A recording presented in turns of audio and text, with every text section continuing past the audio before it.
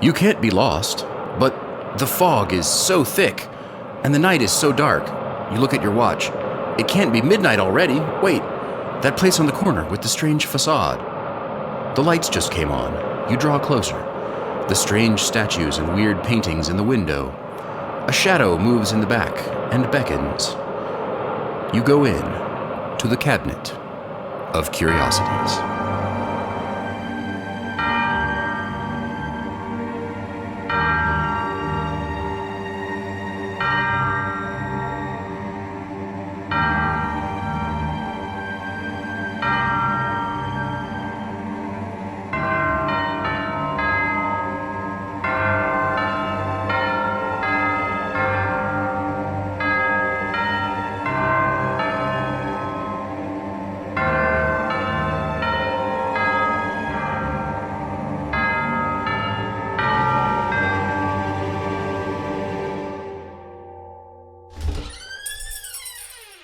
A moment! Why, John Fennick, welcome. Good evening, Doctor. You do keep odd hours. My clientele, like myself, are night people for the most part. I suspect, though, you have not come to browse my antiquities. Well, you're right. I'm here. Oh, is that the famous cabinet? I get the shivers just looking at it.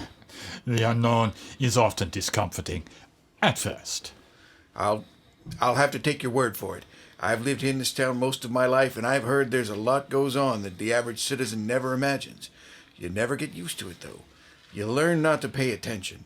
I think that's why I'm here. I've come to make a donation to your collection. A bequest, as you'd call it. Bequest? So, Edgar has finally left the bank? Yes. He left me a letter and asked me to bring this to you once he'd finally retired this last time. His watch. To Edgar SCHRODY for 40 years of service. And more. The last was added recently, I suspect? Yes, just yesterday. It seemed like the least I could do. In his letter, Edgar asked me to do something else. Do you mind if I... Please, I am a poor host. Sit. May I offer you a drink? I am a coffee drinker myself, but I do keep a full complement of spirits on hand. A scotch, if you would. Edgar asked me to tell this story. I think it might help. This is an occasion, Mr. Fennick. Usually I do the telling. It started just after his retirement party, 25 years ago. I'd just been named branch manager. Good evening, ladies and gentlemen. It's a pleasure to be here tonight. I suppose you're all wondering why I've called you here this evening. In all seriousness, though, we're all here to honor a good and decent man. Me!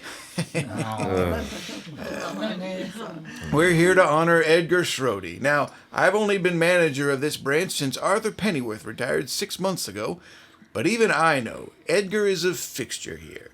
He's been with the bank since 1900, when he started as a lowly teller, counting every penny.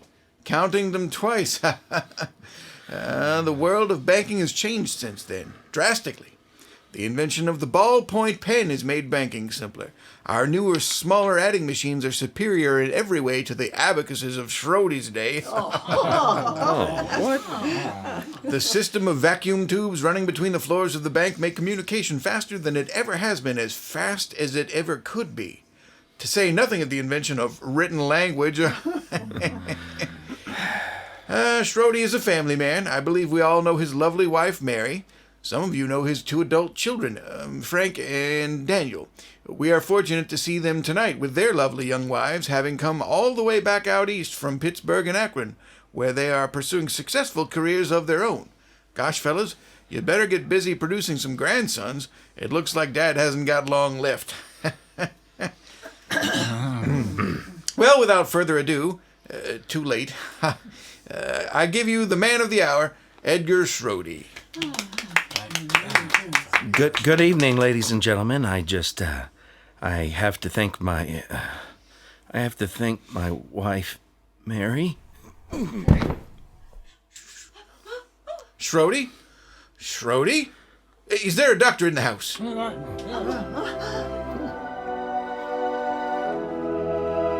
husband was a kind and gentle man. When he was courting me, I remember Edgar asked me so kindly would I just do him the honor. He was so wonderfully old-fashioned. He brought me flowers every day. We were going to build a sunroom at the back of the house. He said I would always have flowers. I'm sorry. I can't. I just don't know what I'll do now that he's gone. I've always had him. He's been such a part of me. I'll just try to keep things together until I think of something to do. Good morning, Groshen. You look tired. I didn't get much sleep last night, Penny. After what happened to Schrody, I didn't want to close my eyes. Every time I do, I see that pained look in his eyes. Oh, it must have been horrible. I heard he died right there on the podium. His poor wife. And his sons were there, too. It really was a pity. I don't know how poor Mary will get along without him. Maybe we could take up a collection. Yes, I suppose so. I guess we all just play the hand we're given. Well, our hand isn't exactly a bed of roses either. With Schrody gone, we're looking for a new teller. Until the position is filled, we're short a man in the cages. What will we do until then? I spoke to Pfennig about placing an ad, and we put in the job with the WPA. I'm sure we'll find a qualified man to take the job, but it won't ever be the same without old Schrody here. I keep expecting to turn around and see him counting out his till in his cage. It's funny. It's the little things you miss, the humdrum tedium you don't even notice until it's disrupted. I didn't realize how pleasant that kind of regularity was until it stopped happening. Every morning I'd say, "Oh, good morning, Schrody," and he'd smile and say, Good morning, Mr. Groshen. "What? Schrody, what are you... But didn't you, pass on?" Well, sir, it would seem so. I could not skip work for anything so trivial, though. I assure you it will not adversely affect my interactions with the customers. I'll be right back. Mr. Pfennig! You look well, for a dead guy. Thank you, Penny. You also look well, if a bit pale. Are you perhaps a bit under the weather? You look a bit like you've seen a ghost. Yeah. What? Oh, I see. I have to go file something right now, Mr. Schrody. It's good to have you back. Heavens. Well, I suppose I'd better set up for the day. 7:30, and I haven't even counted my till. What are you talking about, Groshen? A bank is no place for this kind of nonsense. What kind of childish prank are you... Oh. Schrody. You see, sir, I just couldn't... he came in this morning. Schrody, what is the meaning of this? Why aren't you dead? Well, sir, I am. I just did not feel I could miss work. After all, what is a man without his work? A fine attitude. A credit to the institution. I suppose the rumors of your death were somewhat exaggerated. No, sir, I don't think so. Ha! Fine fellow. You seem a bit green this morning, but if you're feeling up to it... Oh, yes, sir, I'm fit as a fiddle. I realize it is somewhat counter to protocol, but I believe I may have to rethink my retirement. Well, Schrody, you are, of course, welcome back and welcome to stay on a probationary basis at first, of course. Of course, sir. I would not expect anything else. But Pfennig, he's dead. That's enough, Groshen. We don't need that kind of seditious rumor-mongering at this bank. At any rate, I wasn't looking forward to finding another teller. It's good to have a man in the cages who knows his way around and respects policy. Thank you, sir. You go ahead and count your till, Edgar. Count every penny twice. I'm afraid, though, that we've misplaced your paperwork for your evaluation after your unfortunate illness. You'll have to wait 6 months for that bonus we were talking about. Of course, sir. I was late today anyway, and I'd hate to have that on my record. Everything was fine for a few days, until an event which could have been a disaster if it had not happened to Mrs. Pincher, who, frankly, has the eyes of a potato. Do you know about it, Doctor? Hello, Mrs. Pincher. It's a pleasure to see you again. How can I help you this morning? I heard you were dead. I am. Well, I'm glad to see you're feeling better. Now I need to take out $12. I'm sorry, Mrs. Pincher. I'm afraid there's only $1 in your account. You withdrew $12 3 days ago. No, it's time for me to withdraw $12. It's Friday, and on Friday, I withdraw $12. But it's Monday, Mrs. Pincher. No, I need $12. I need $12 on Thursday, so it is Thursday. No, I believe that if you will check your purse, you will see that it is Monday and time to deposit those $12. Why, so it is. Here is my $12, Mr. SCHRODY. I'll see you again on Friday. Yes, Mrs. Pincher. Here is your receipt. Oh, and here is your finger. Has this been a problem? No, this is the first time this has happened. I am quite alarmed. Well, you be careful now. Goodbye. Goodbye, Mrs. Pincher. Next. Why, good morning, Edgar.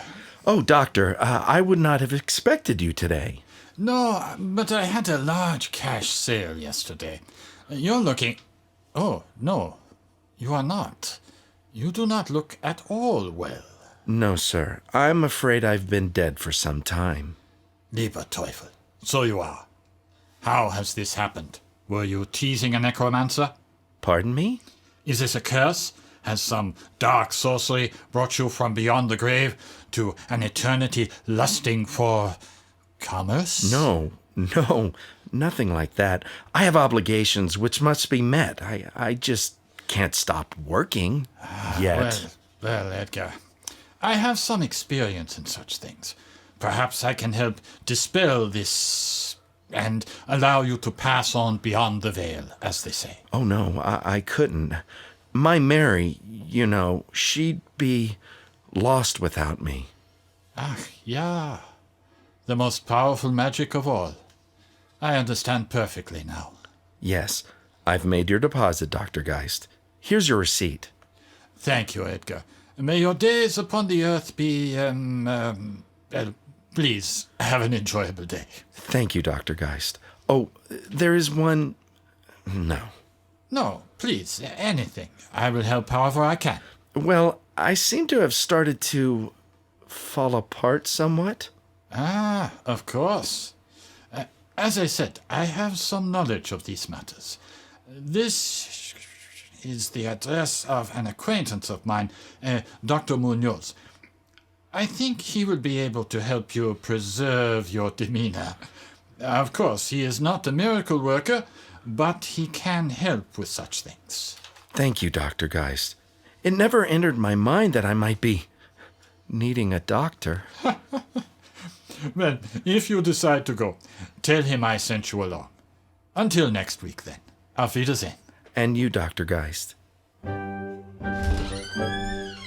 Mary, I'm home. How was your day, dear? Oh, it was fine. How was yours? You have a letter from our life insurance company. I haven't opened it yet. Well, it can wait. I need to sit down. Oh, that doesn't sound like you. You're usually so chipper when you come home from the bank. Did something happen today, Edgar?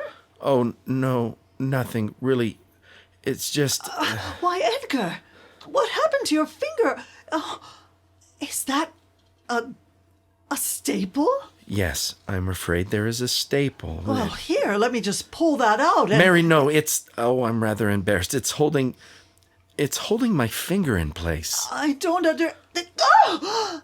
Oh, Edgar, your finger fell off. I have begun to fray at the edges, I think. Well, I'll just go have a talk with that undertaker.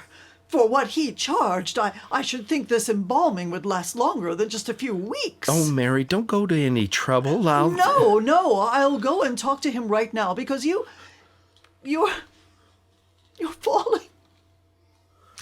falling apart, Edgar. You're dead. Oh, what's happened to us? Oh, Mary, it's all right. Everything will be all right. A customer passed along the name of a good doctor. I will phone him in the morning to make an appointment. Oh, Edgar, I'm sorry. I do love you. It's just so... It's all just a little overwhelming. I'm sorry, Mary. I shall do my best to be the same man you married. It just seems I'm wearing a little thin. Of course, we liked Edgar's consistency, and after the treatment, one could hardly tell that anything was amiss. He was good with the customers and regular with his paperwork. Some years later, certain problems, as it seems they must, arose.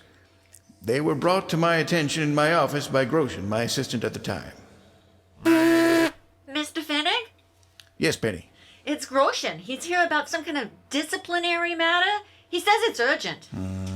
Send him in. Yes, Mr. Fennig. What's this about, Groshen? Be quick, I'm quite busy. Mr. Fennig, I notice that you have issued demerits for Edgar SCHRODY. Yes, I have. For the offense, I note of improper dress. Yes, I noticed that he is taking to wearing a hat. While this kind of dapper fiddle-dee-dee may be fine for other banks, this institution will not tolerate these modern, flippant attitudes.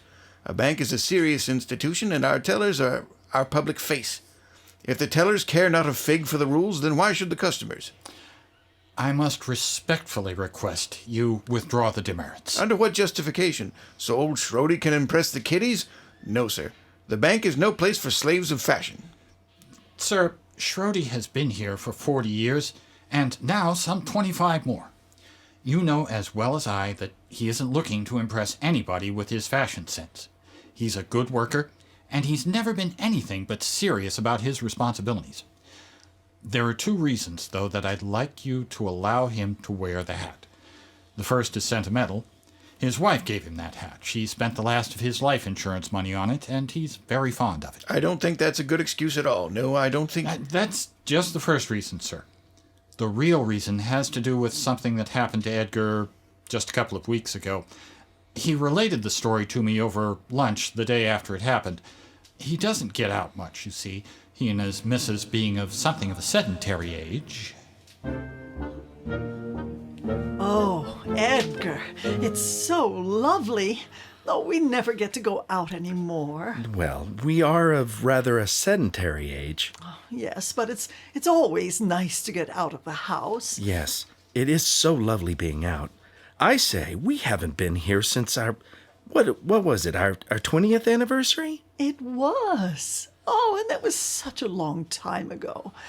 I remember you had flowers brought to the table, and there was a fiddler. A gypsy fiddler.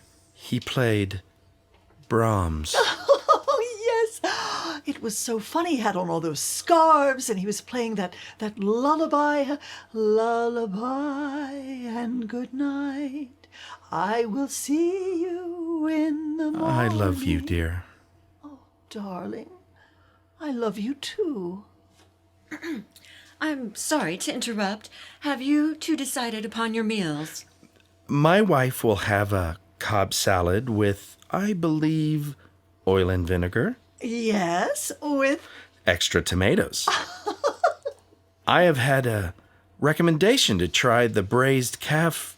Brains. Excuse me. I will have the soup, please. Yes, sir. Oh, Edgar, how do you remember what I ordered all those years ago? You are my favorite life, dear. I would do anything for you.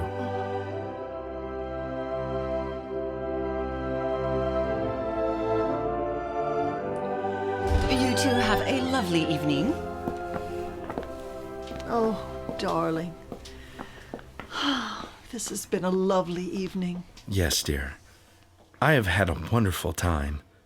I do love to go out on the town with you. Oh, I just feel so often I haven't the strength left. I know, dear. I know. But for you, I will persevere. For you, darling, I will. Well, ain't that sweet? Excuse me, sir? I said ain't that sweet. All right, look. I don't want no trouble. You just hand over your wallet, bud. Edgar, I'm scared. It's all right, Mary. Here, sir, take my wallet. And them rings, too. And nobody has to get hurt, right? Darling, stand behind me. Yeah, that's noble, Mac. I'm running out of patience. Edgar, don't. Just give him what he wants. Dear, our rings are the symbols of our love. I ain't kidding, Mac. Just be smart and hand them over. I can't do that. Look, you ain't an ugly guy, and I'd hate to have to... Edgar, please. They're only metal and stone. Please. Very well. Here, you terrible man. You just tore off your finger. Stay back. Stay back.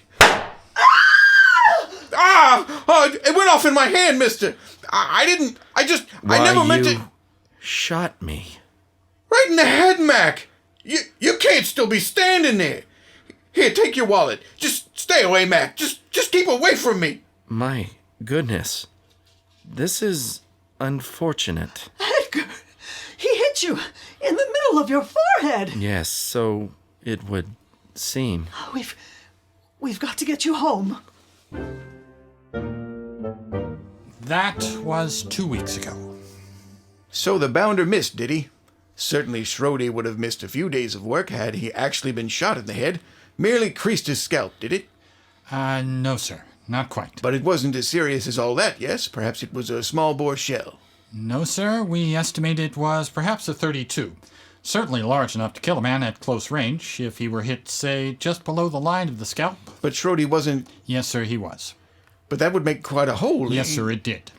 And I suppose a wound in a dead man... Please, sir, let him wear the hat. His small violation of our approved dress code aside, Edgar remained a model employee. The years slipped by, and before we knew it, I was looking at appointing my successor. Of course, I'd have appointed my dear friend Grosjean, but he'd retired the year before. The old guard is changing. Like sands through the hourglass of time... I'm sorry, I'm digressing. You see, my retirement party was tonight. There. Finished at last. The sunroom seems to have turned into a greenhouse. But now Mary will always have flowers. Oh, the time. I should tell Mary to start getting ready. Mary! Mary, darling, where are you? I'm here, Edgar. Where are you? Are you well? I'm here, Edgar. I'm not feeling well. Oh, dear. Will you be ready for the function this evening? No, Edgar. I'm not sure I will. I don't feel strong. I don't think I'm well. Do you need a doctor? I don't think I do. Oh, well then, if it's not so serious. No, Edgar. I won't suffer long. Do you think you'll feel better in time for the retirement?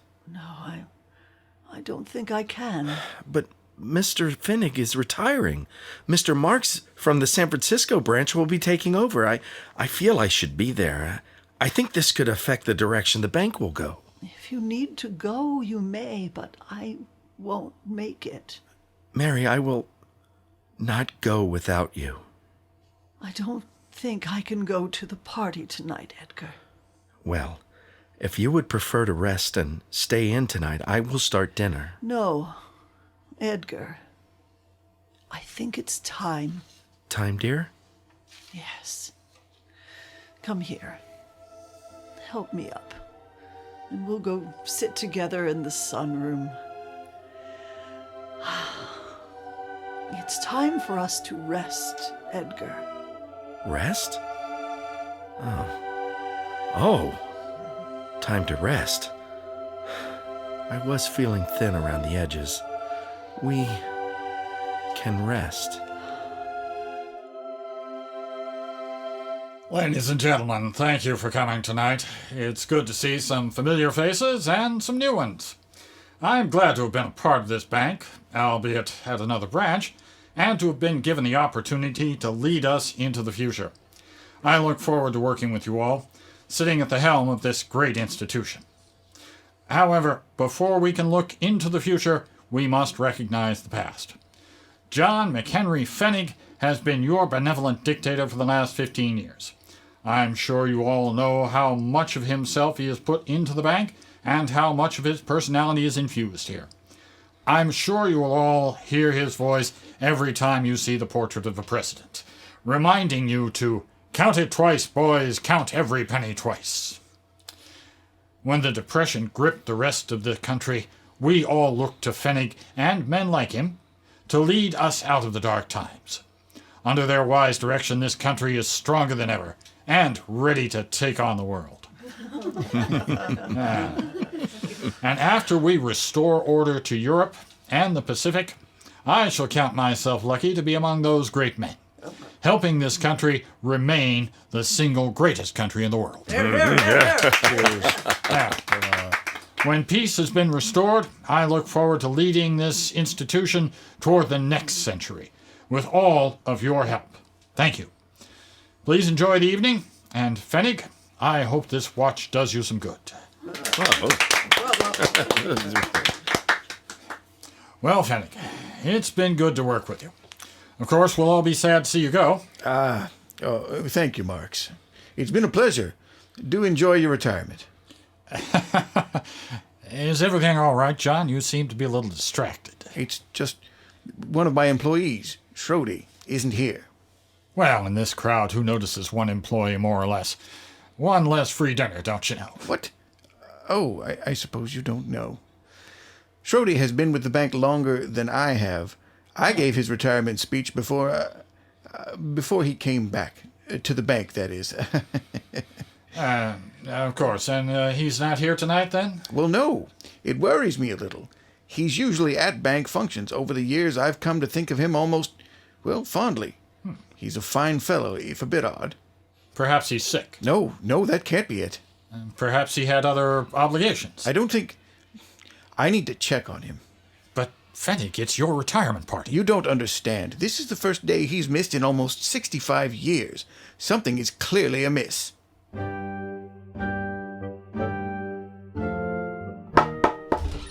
SCHRODY? SCHRODY, is everything all right? You weren't at the... Sir, I'm sorry. My wife... SCHRODY, what's happening to you? I believe my time is at an end. Mary is in the sunroom. She has passed. And with her, my obligations. Please, I need you to make one arrangement for me. Anything, man. But you're crumbling. What can I... I'm sorry, sir. I haven't much time. Please, here, take my watch. That was yesterday. I phoned a doctor and I started the arrangements for the funeral in the morning. They wanted to be buried together. He left me the watch and the letter, which I suspect contains much the same story, and asked that you add both to your collection. Well, John Pfennig, I appreciate this bequest. As a rule, I purchase the items in my cabinet. Perhaps you would accept a story in exchange for this fine one you've told me. I do have a fascinating tale regarding this short news clipping and the product placement letter. If I may refill your scotch, I could pass along the story. I'll have to take a rain check, Doctor. I've got business early in the morning. Well, you have my IOU then. On your next visit, I will share the details with you. Until then, it will reside here in my cabinet of curiosities. Ah, yes. I'll see you Monday, then. Of course, John Pfennig. Until then, happy banking, and good night.